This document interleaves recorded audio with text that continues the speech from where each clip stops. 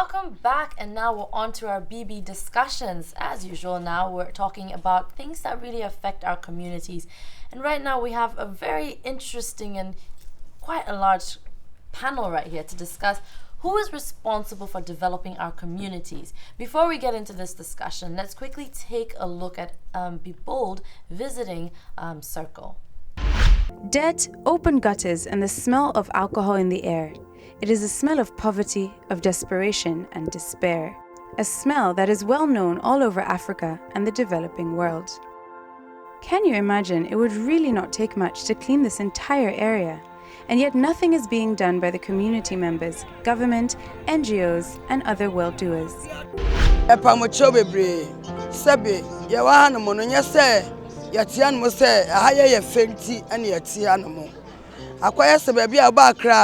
Fufra, unya baby nya den, entina obeba nso nkura sika odi firi wakura ase, eba abehan dan. Enti sabe oba na ba ya obeton ade pure water, ana tofe, ana biscuit, o de kwa traffic mu kakra kra. Sabe ota frache. Oba nso obenya sika se obeba bebo edan bi asie bi sabe ya obenya baby de uti ato. Mu aso mutu be ka che obo ma, me wo hanu ma e frɛ me so ba ya bro. Makwandi asem, esa asumasi yare da ha. Biko ebekwa no oni ska odi bedan odi beko hospital me fada uroma bom na ya jeje to na na ko bi ebekwa ko do hospital na akoye nyame dia. Many of the members in the community have given up and have put the blame on the government for their lacking ability to help keep these communities clean. Others blame the media institutions who come up and down to film and report on all the issues in the area and promise to take action but never do. Momo si we mun e from Be Bold. Yes, you are bold aka kire mo say. The amaka no mo man mbram ya bramo. That be your problems wa ha media stations. On be chia tena ho waste your time ya kai problem kire mo. Omo kwa obi amba. So omo dia disco, so omo dia ya dan ye nim. Enti na mo ba ya se ya ne mo nkasa. Enti se mo free so betimi aboa ya ne ya hwe mo anim. Be bold. But shouldn't the community also take action of their own living standards? And isn't it too easy to blame others for the problems that they face? Either way, cleanups show that people who use an area care about its appearance. It reduces levels of crime by making territories more attractive for its community members and allowing them to walk and enjoy public spaces.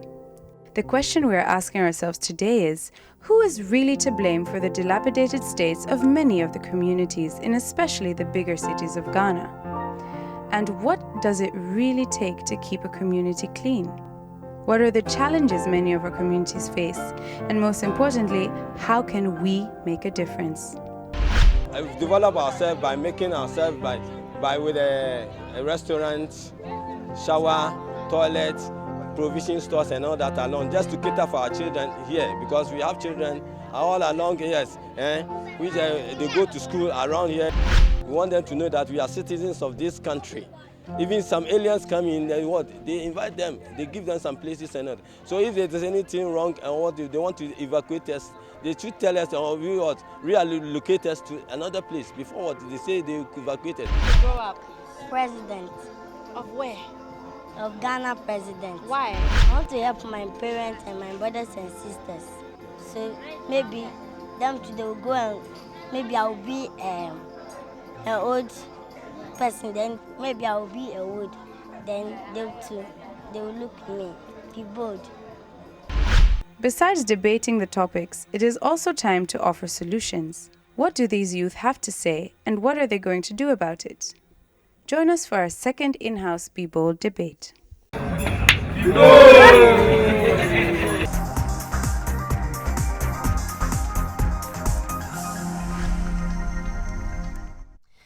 Wow, that was very interesting. In fact, being there, I was bitten by mosquitoes in that short while. I had a chance to meet so many different entrepreneurs, and they're doing something with their lives. They're surviving, they're hustling.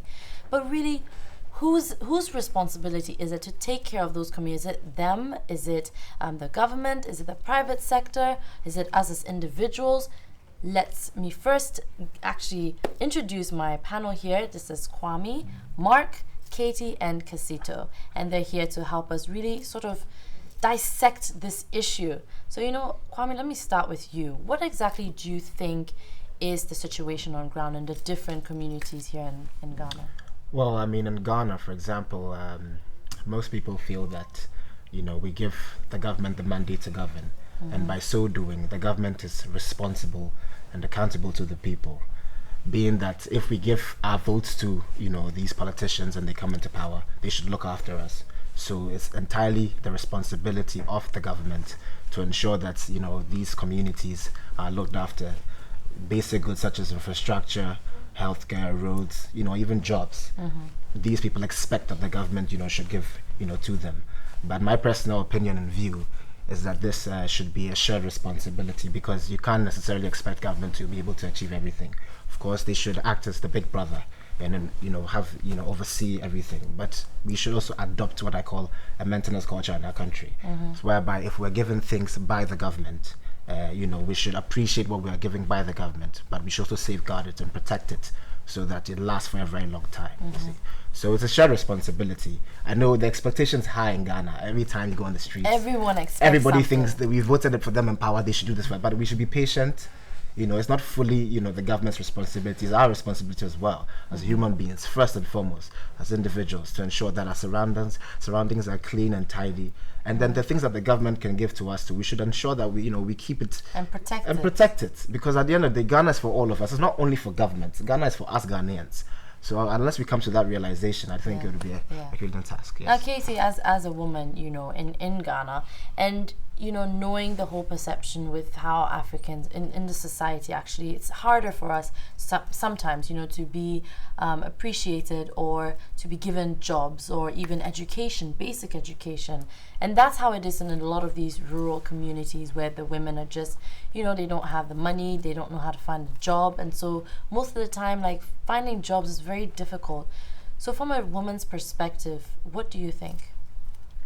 Well, I think that in terms of the role that women have to play in a community, it's very, very large. And if you look at training a woman, you're training a whole family and you're giving back to a whole family. Whereas when you look at developing men, sorry guys, it ends with them. Yeah. With women, it rolls over. So I think the emphasis should be put on trying to, when you're looking at development, trying to develop things where you empower women, because you see it in the community. It rolls over, and you actually there's a bigger impact when women are developed within a community. Casito, let's talk more also about the environmental implications when you go to these rural areas, and not even rural areas. I mean, this is right our backyard. The story you just saw is right down there. And the amount of dirt that you see around, and garbage and mosquitoes, and there are kids running there. What are your thoughts on that? I think, in actual fact, these things are so glaring, we all know about them. Many of the problems we have, diseases and all sorts of outbreaks, cholera and all that, are due to these things. And the basic problem, I think, is that we have a kind of mentality which is not so good. We think it's the government's responsibility to do these things, but we live in these communities.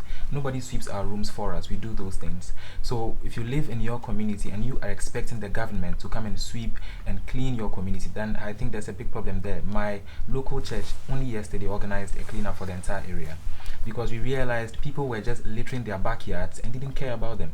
Now, somebody has got to do this, and I think this show is an opportunity for us to do this. The education is going to go out. The people got to know that you can take the initiative and do this. You can call Zoomlion and tell them that my area is in a very deplorable state and we need help.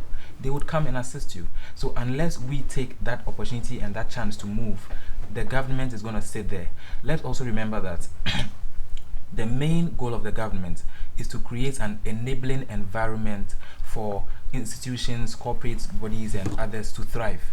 It is not their job to create jobs, clean environments, etc., etc. They focus on law and order, governance issues, stuff like that, just to create that environment for us to thrive. So we need to understand this bit, and then I think from there we can move this country forward. Now, we have just sort of, I think, touched on it from different angles, the issues that we face in these communities. But now I think it's time for us to actually put our minds together and find solutions to these problems ourselves. How are we going to move it forward without thinking, okay, no, it's this person's responsibility or that person's. What are we going to do in this situation exactly, looking at Circle? Well, I think that our communities lack the necessary leadership to take things forward. And until, certain key people in the community step up and say that they're going to take this on, nothing's going to be done. Well, it's actually interesting to know that last year, the year 2010, April 2010, the government made a very, very important statement by endorsing a document which is titled National Youth Policy. I don't know if people have actually cited this document. I had the time to peruse it, and it was interesting for me to know that the government has given the power and the mandate for young people to take initiatives which cuts across all issues. And this is a typical example. The university students who have tasted 4 years of critical thinking ought to churn out creative ways of doing these things. For instance, you can wake up one day, grab a few friends and say, let's hit Circle, go there, understand the problems they actually face, draw an action plan, who is doing what, get people on it, and then off we go. We can actually do that. But people are ready to make money, and this is our time to also some of us do. We do sometimes. I mean, I do, and Bibo does, and But then I'm thinking of people that The question is whether or not it's realistic. Grassroots mobilization, I think, is one of the most important things. If you look at, other countries like the United States, and even look at Barack Obama, for himself, he started by, he was like a community-based organizer. Things like that, I think, would work in Ghana if every community had organizers, people that went around and this was their job to do this. But if you just ask normal people like us, that you have your normal job, but on the side, we're going to say yes. But Saturday morning, if I call you, you're not going to wake up and go and. You see what I'm saying? So if you have people who their specific job is to be community organizers, and they are the ones who are going to group people together, make sure that there's a cleanup exercise going here today on Saturday at this place at this time, so. I think something that's well structured, has the potential to last and to yield positive results. People? But those people must be paid either. They have to be paid by either the AMA, for example, which obviously will get the revenue from the government. But let's not forget the point of the government. Like you said, with from your tax class, is to raise revenue, redistribute the revenue, and regulate the revenue that has been generated. That's the government's goal. That's the core principle, 3 core principles of taxation. And if the government does this alongside the AMA and other bodies, and individuals have been specifically given certain tasks, I think then it's we have something that we're working towards, and it's a possibility something good will come out of it. That sounds like a good idea, but it looks more long term to me than a short term solution. And I think we already have some institutions, like the churches, like the schools, like the Boy Scouts, girls. We have so many other institutions that we can easily use. The church, for instance, in the area, can easily organize such cleanups and what have you. So it shouldn't be something that should be a long-term solution. We look at these institutions which are already existent. For instance, you have old boys associations, you have schools just in the community, and I think the schools should take it up and then immediately begin something. I think we're also missing one aspect of it, which is the private sector. That's right. And you have corporates who are in these communities, and they have these surroundings that are very questionable, and it speaks a lot about them, unfortunately. Yes. They have these big, wonderful buildings, and their surroundings are... It's very true. Yeah. Gentrification, wealthy people moving into poor people's areas. And what you're saying is very true. And it actually happens a lot in Ghana. You see all these wonderful houses and wonderful buildings and big corporate entities. We know that they're multi-million-dollar companies. But yet at the backyard, you just see a slum. Yes. The people just don't have water to even consume. So it's true. The corporations must have, must play, or the private sector must play, more of a role. But who can safeguard that? Or who can force the private sector to do this? It's the government. It's legislation. But then I think Kizito made a point that there was a youth policy and it empowers the youth to do all this. But you see, how many people know about this youth policy? Exactly. Is it practical? Yes. And but do people? I think there should be a certain orientation. There should be a national orientation. From the government.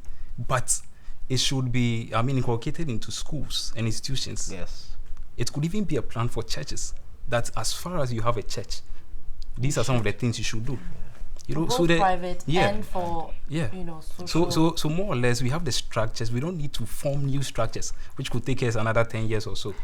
We just have to inculcate these orientations into the schools. You know, we don't do so much community work in Ghana, for instance. Yeah, I'd like To add onto that, I lived in Korea for about 2 years, and I taught English there. And one thing that really resonated within me is that my kids used to tell me that it was compulsory that they contribute 24 hours in the year to community development. So this could be going and helping old people cross the road, or going to volunteer at a soup kitchen or whatever it is. And I asked them, I was like, well, do you really want to do this? And they were like, teacher, this is my country. And they have the patriotism that you talked about. Yes, that drive to do it. So it has to. They have to bring it into the schools, because they have that sense of ownership that this is their country, and they want to do something to maintain and to make it better. So it's true. And I just want to step in here and just give a very short analogy. There are people who work jobs that do not pay too well, but the drive and the interest make them work like bulldogs. They don't care about the money. And for me, I have a passion for teaching. There was a time I was teaching when I was in uni at university for 4 years. I taught throughout the period to raise money and all that.